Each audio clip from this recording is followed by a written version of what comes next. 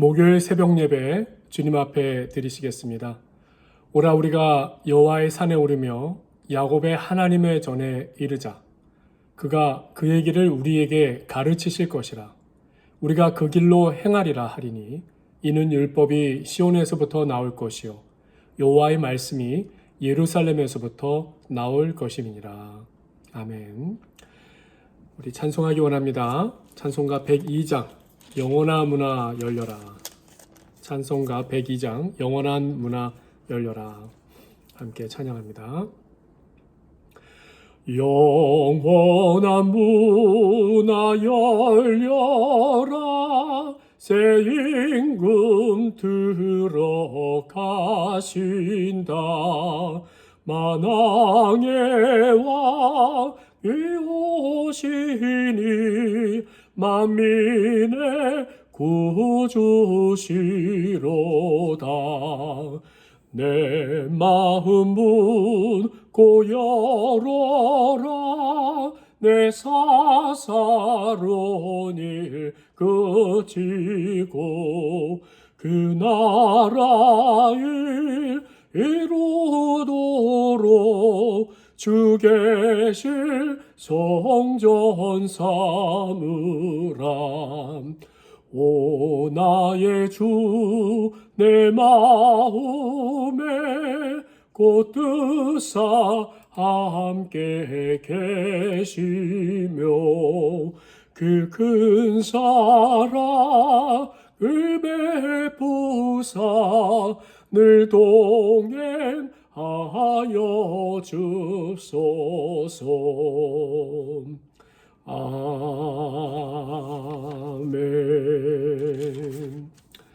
우리 찬송 한 곡 더 하겠습니다. 찬송가 287장 예수 앞에 나오면 함께 찬양합니다. 예수 앞에 나오면 죄사함 받으며 주의 품에 안기요 편히 쉬리라.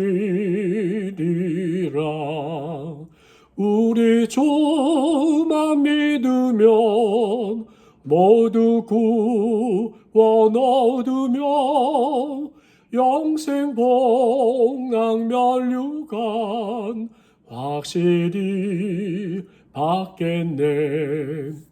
예수 앞에 나와서 은총을 받으며 마음의 기쁨 넘치요 감사하리라.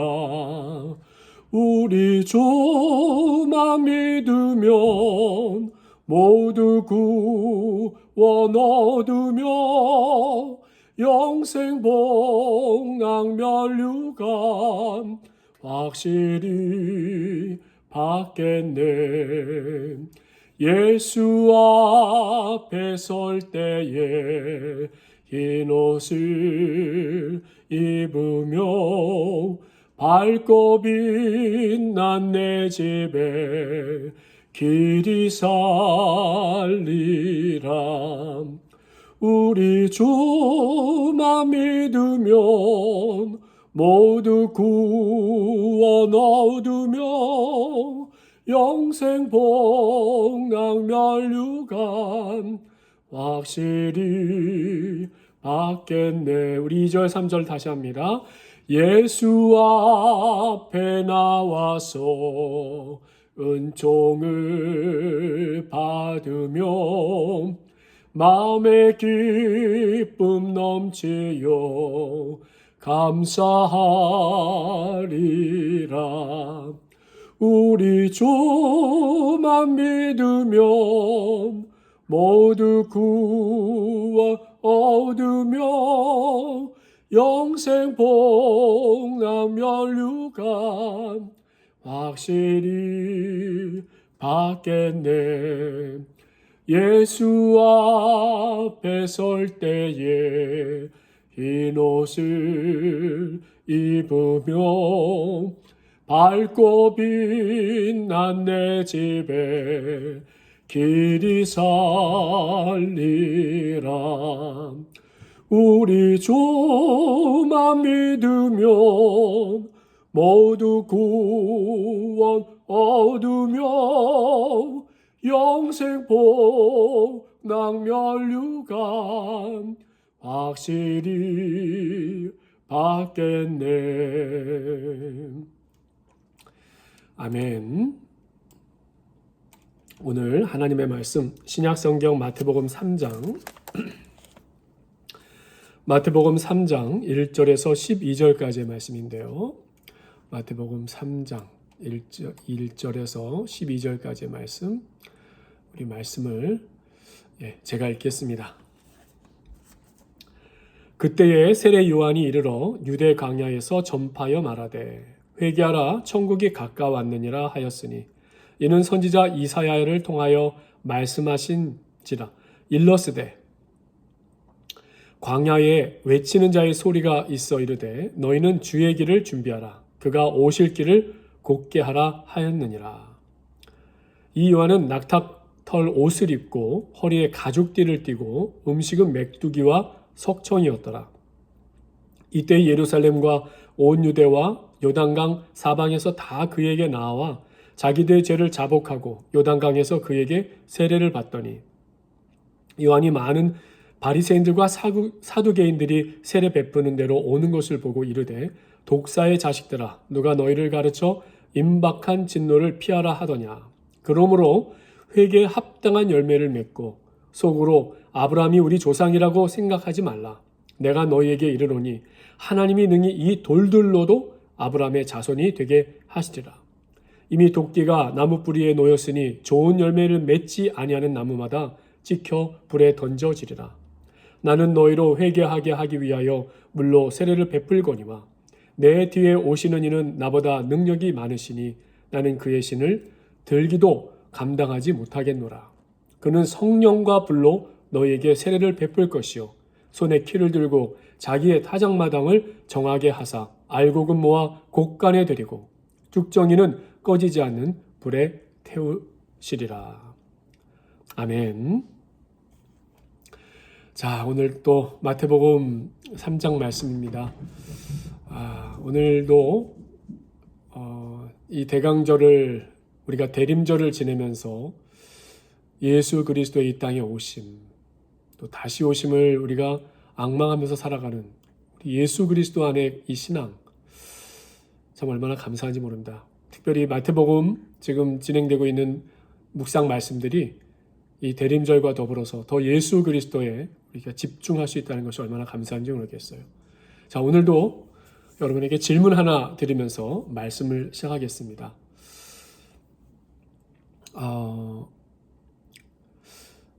내가 예수님을 뭐라고 고백하는가 한번 생각해 보시기 바랍니다. 한번 질문 드립니다. 여러분 자신은 예수님을 진정한 왕으로 인정하십니까? 고백하십니까?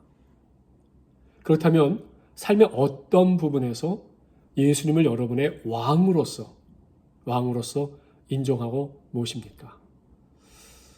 오늘 이 질문 앞에 한번 곰곰이 생각하시면서 오늘 말씀을 같이 한번 나눠보겠습니다. 오늘 말씀 1절과 4절 말씀부터 읽어보겠습니다. 그때 세례 요한이 이르러 유대 광야에서 전파하여 말하되, 또 4절입니다.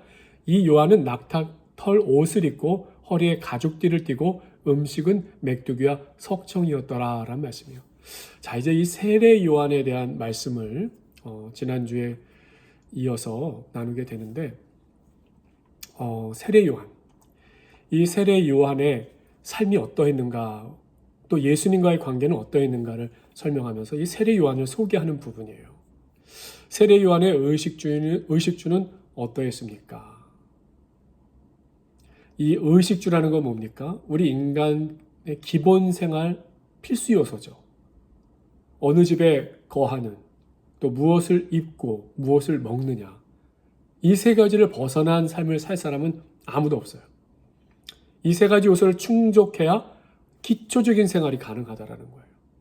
근데 이 의식주를, 그래서 그 의식주를 보면 그 사람의 삶이 어떠한지를 또한 알 수 있다는 거예요. 자, 세례 요한을 소개하면서 세례 요한의 집이 어디인지를 말합니다. 유대 광야다라고 1절에 나와 있어요. 유대 광야에서 전파하였다.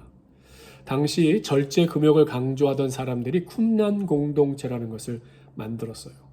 그리고 이 유대 광야 지역에서 생활을 했는데 여러 추정이 있지만 이 세례 요한도 그 쿰란 공동체에 속했는지 안 속했는지는 정확하지는 않지만 그 유대 광야에서 유사한 생활을 했을 거다라고 그렇게 추측을 합니다. 이 광야라고 하는 단어가 나와 있는데 이 헬라어를 찾아보면 에레모스라고 해서 건조하고 메마른 그 사막이라는 표시보다는 사람이 살지 않는 지역, 버려지고 황량한 처소. 그러니까 어떤 곳이에요? 사람들과 어울리고 사람 도시 속에 번잡하게 살아가는 모습이 아니라 금욕하고 절제하고 살아가는, 좀 동떨어져서 금욕하고 절제하고 살아가고 있는 생활을 하였다라고 하는 것을 의미하는 거예요. 자, 또 세례 요한이 입은 옷은 무엇인가? 입은 옷은 무엇인가? 낙타털과 가죽띠라고 나와 있어요. 이 낙타털이라는 것은요, 그 털 자체가 상당히 길게 늘어져 있어요. 그래서 이것을 그 가죽옷을 입게 되면은 그 낙타털이 이 겉옷같지만 이렇게 길게 늘어져서 이 가죽띠를 둘러야 되는 것은 털이 너무 길기 때문에 그냥 놔두면 이 몸을 움직이는데 상당히 불편해요. 그래서 이 가죽옷을 입고 그 낙타털을 입은 데다가 허리띠를 둘러야만 이 불편함을 해소할 수 있어요. 이 낙타털은 듣기에도 어떠십니까? 상당히 볼품없는 옷이다라고 말씀드릴 수 있는 것이에요. 이 고급스러운 게 아니죠. 그러다 보니까 가난한 사람들이, 없는 사람들이 살기 위해서 주로 입고 지낸 옷이다. 이 사막 기후 아시죠? 우리도 캘리포니아에 사시지만 해가 지고 나면 기온이 뚝 떨어지잖아요. 또 건조하기 때문에 더 그 공기의 온도가 아주 겨울처럼 느껴진단 말이에요. 그러니까 볼품은 없지만 몸을 보호하기 위해서 입었던 옷, 낙타 털 옷이었다 말씀드릴 수 있고, 그 다음에 음식은 어떤 음식이었나? 메뚜기와 석청을 먹었다. 메뚜기는요, 몇 가지 설명드릴 수 있어요. 하나는 이 구약의 레위기에 보면은 정한 음식과 부정한 음식. 그런데 메뚜기과는 구약 음식에서 먹을 수 있는 정한 음식으로 그렇게 구분을 해 놓았어요. 레위기 11장 22절이죠. 그 중에 메뚜기 종류와 배짱이 종류와 귀뚜라미 종류와 팥종이도 다 그런 그 메뚜기과의 그 곤충을 말해요. 그것은 먹으려니와라고 했다는 거예요. 그러니까 구약에서도 허락되고 또 광야 지역에서 쉽게 구할 수 있는, 알잖아요. 떼지어 다니는 메뚜기 떼가 있을 정도로, 그래서 메뚜기는 쉽게 구했다. 석청도 다른 말로 말하면 야생에서 얻는 꿀을 말하는 거예요. 그러니까 야생에 널려져 있는, 꽃에 있는, 또 어디에 모여져 있는, 벌들이 모아놓은 이런 석청을 갖고 먹었다. 이 메뚜기라는 것은 사실 우리는 익숙하지 않은데 고대 근동 지방에서는 오늘날에도 다리하고 날개를 띄고서는 몸만 기름에 볶던지 아니면 소금에 절이던지 해가지고 이것을 이렇게 장기간 보관해요. 그러면서 단백질 보충. 왜 단백질 보충이 필요하냐? 소나 양들의 고기를 넉넉히 섭취할 수 없는 사람들. 어떤 사람들이에요? 처지가 넉넉하지 못한 가난한 사람들. 그 사람들에게도 단백질 섭취가 필요하잖아요. 보충하기 위해서. 바로 이 세례 요한이 그와 같은 메뚜기가 음식이 되었다. 이 가난한 자와 넉넉지 못한 처지의 사람들과 같은 삶을 살았고, 또 야생에 흩어져 있는 그 석청, 꿀을 다니면서 모아서 또 영양 보충을 하였다. 세례 요한의 생활 양식, 의식주 생활을 보면 그 사람이 어떤 삶을 살았는지를 알 수 있는 거죠. 철저한 금욕, 자기 절제, 또 자기 몸을 구별하여 하나님께 드린 이 나실인의 삶을 살았다고 할 수 있어요. 그리고 단순하고 소박하고 자발적, 청빈, 가난한 삶을 살았던 인생이다라고 말씀드릴 수 있는 것입니다. 자, 이렇게 절제하고 금욕하고 단순하고 소박하고 자발적 가난의 삶을 살았던 이유가 무엇인가? 이제 그 세례 요한의 메시지, 사역을 보면서 우리는 이해할 수 있어요. 2절과 8절의 말씀이에요. 2절 말씀을 보니 회개하라, 천국이 가까웠느니라 하였으니, 또 8절에 보니 그러므로 회개에 합당한 열매를 맺어라 라고 말해요. 세례 요한의 핵심 메시지는 무엇입니까? 회개, 천국. 회개하고 천국이 임하니 그 천국 백성이 되어라. 회개에 합당한 열매를 맺고 하나님 나라의 백성이 되어라. 또 6절에 보니까 핵심 이런 메시지와 더불어서 세례 요한이 베풀었던, 세례 요한이 행하였던 사역이 있어요. 6절 말씀해 보니 자기들의 죄를 자복하고 요단강에서 그에게 세례를 받더니, 세례 요한에게 세례를 받았다. 그 세례 요한은 많은 이들에게, 천국이 가까우며 회개한 자들에게 그 천국 백성이 될 수 있는 길을 열어주는 그런 세례를 베푸는 일을 행하였다. 자, 그렇다면 여기서 비교할 것이 있어요. 예수님의 말씀하고 참 비슷하죠? 예수님의 최초 일성이라고 할 수 있는 마태복음 4장 16절 17절 말씀부터 한번 보겠습니다. 제가 읽겠습니다. 흑암에 앉은 백성이 큰 빛을 보았고 사망의 땅과 그늘에 앉은 자들에게 빛이 비추었도다. 이게 누구예요? 예수 그리스도를 상징하는 거잖아요. 예수 그리스도의 오심을 나타내는 거예요. 이때부터 예수께서 비로소 전파하여 이르시되 회개하라 천국이 가까웠느니라 하시더라. 회개 천국, 회개하여 천국 백성이 되어라라고 하는 말씀 선포, 메시지가 같은 거예요. 세례 요한과 예수님의 회개하라 천국이 가까웠다라는 이 외침은 같게 느껴져요. 한마디로 하나님 나라의 도래라고 하는 동일한 메시지를 전달하고 사람들에게 그 준비할 것을 촉구했어요. 그런데 차이점이 뭡니까? 세례 요한의 관심은 다가올 구원자, 메시아, 누구요? 예수 그리스도를 위한 길을 예비하는 준비 단계로서 죄악에서 돌이켜 빨리 회개할 것을 촉구하며 그 길을 예비하였다. 오늘 11절 말씀에 보니까 세례 요한이 이 똑같은 이 자신의 정체성을 밝히죠. 나는 너희로 회개하게 하기 위하여 물로 세례를 베풀거니와 내 뒤에 오시는 이는 나보다 능력이 많으시니 나는 그의 신을 들기도 감당하지 못하겠노라. 그는 성령과 불로 너에게 세례를 베풀 것이요. 자, 세례 요한과 예수님의 메시지의 차이는 바로 예수님은 이미 오신 하나님 나라의 왕의 신분이시라는 거예요. 왕의 주권이시라는 거예요. 왕의 권능이시라는 거예요. 죄인의 삶에서, 우리가 죄인의 삶에서 예수 그리스도를 통한 새 생명으로 돌아오는 이 완성된 구원의 차원을 선포하신 것이 회개하라 천국이 가까웠다. 예수님의 말씀이라는 거예요. 그러니까 세례 요한이 물로 세례를 베푼 것도 다시 말해서 상징적이고 준비시키는 예비의 의미였다는 것이죠. 우리가 세례식을 가졌다고 그야말로 세례를 받았으니까 갑자기 충만한 예수 제자가 되고 새 사람이 되고 성령 충만해지고 세례식 때 그러셨습니까? 준비가 되는 것이죠. 길이 열리기 시작하는 거죠. 시작점이 된다는 것이죠. 그러나 예수님은 제자들로 사람들에게 회개하라 천국에 가까웠느니라 하시고 제자들로 사람들에게 세례를 베풀게 하셨어요. 왜일까요? 이건 준비 단계잖아요. 세례 요한처럼 다른 제자들처럼. 근데 예수님은 베푸신 세례가 뭐예요? 성령과 불로 보내셔서 오늘 11절에 있는 말씀처럼 뒤에 오시는 이는 나보다 능력이 많으셔서 성령과 불로 너에게 세례를 베푸신다. 우리에게 성령 세례, 불 세례를 받게 하셔서 중생을 경험하고 거듭남을 경험하고 제사함의 실체를 경험하며 살게 해주시는 것. 이게 바로 예수님이 베푸신 세례라는 거예요. 그러니까 예수님이 선포하신 회개하라 천국이 가까웠느니라는 건 준비하라가 아니라 그것을 받아들이고 그 천국이 임하는 것을 성령 세례를 통해 불 세례를 통해 중생을 통해 거듭남을 통해 제사함의 실체를 통해서 현존하는 실체하는 것을 오늘 나의 자리에서 경험하게 해주시는 것. 그러니까 세례 요한의 사명은 물로 세례를 베푸는 것이었는데 이는 그의 길을 준비하게 하시는 것이었다.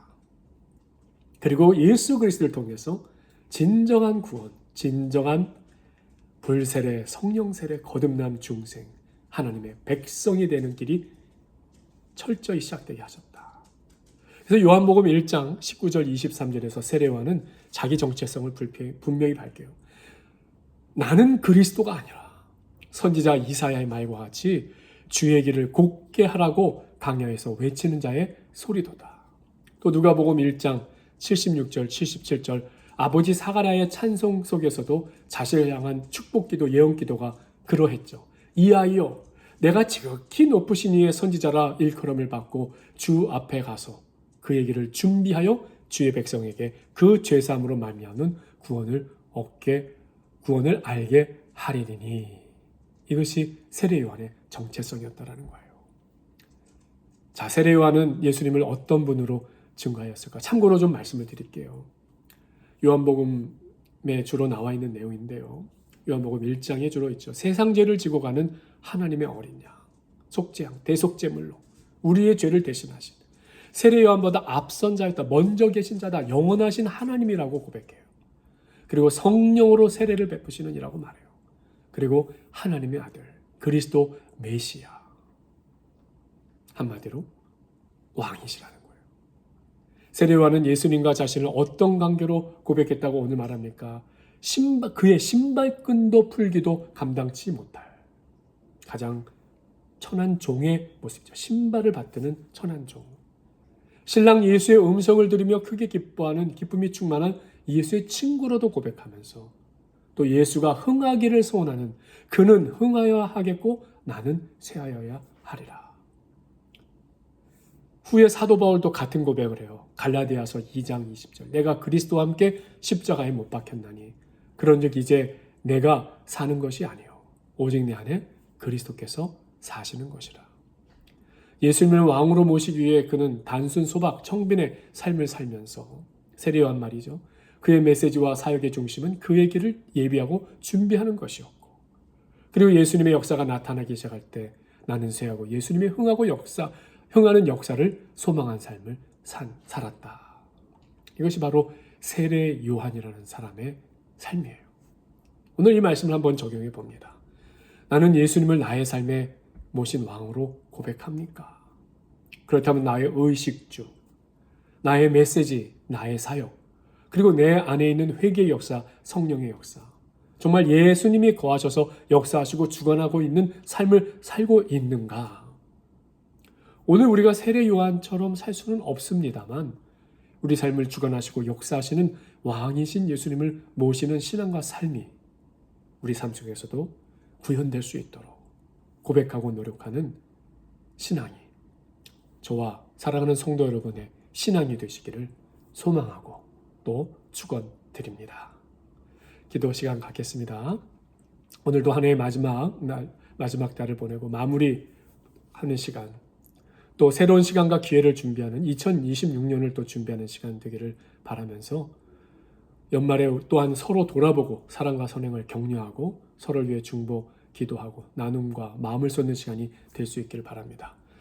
또 선교사님, 방글라데시 전유격 선교사님, 임빈이 선교사님을 위해서 기도하시고 우리 투석치 중에 계신 오늘은 김종순 권사님, 신옥자 권사님, 성도님 치유와 회복을 위해서 기도하기를 바라며 함께 기도하겠습니다. 아버지 하나님, 올해 마지막 달 마무리 시간을 갖습니다. 또 가정으로, 직장, 사업으로, 또 교회의 모든 사역으로 또 결산하고 2026년에 새로운 시간과 기회를 준비하는 시간을 갖습니다.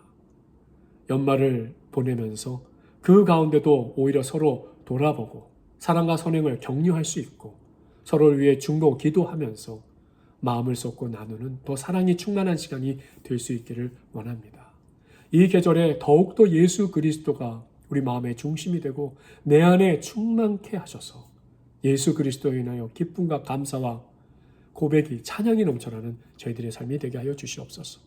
우리 선교사님을 위해서도 기도합니다. 오늘은 전유겹 선교사님 방글라데시 사역을 위해서 기도하는데 무슬림 참 그들이 갖고 있는 그 울려 퍼지는 코란경 수많은 신들을 섬기는 그 마을들 아버지 하나님 날마다 세임 주시기를 또 조이 호스텔 자매님들 예수 영접하는 역사가 나타나도록 기도하시는 그 역사 가운데 충만한 역사가 우리 주님의 역사가 충만하길 바라옵고 우리 임빈희 선교사님 그 이란의 기독교 박해국에서 지금 벌어지고 있는 너무나도 많은 처참한 일들, 신변을 안전하게 지켜주시기 바라고, 성경의 열매가 있을 수 있도록 여러 가지 미국, 이스라엘 또 극한 대치 중에 혼란의 그 땅 위에 평화 안정이 돌아올 수 있도록 주여 기억하시고 이 이란의 땅 위에 주께서 역사하시고 함께해 주시옵소서.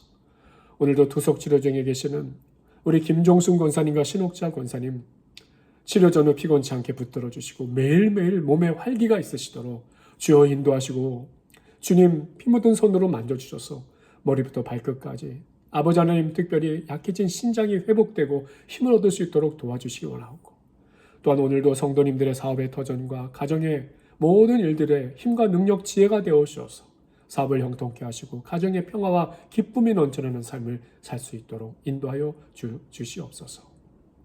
모든 간구 주님께 올려드리오며 예수님의 이름으로 기도하옵나이다. 아멘.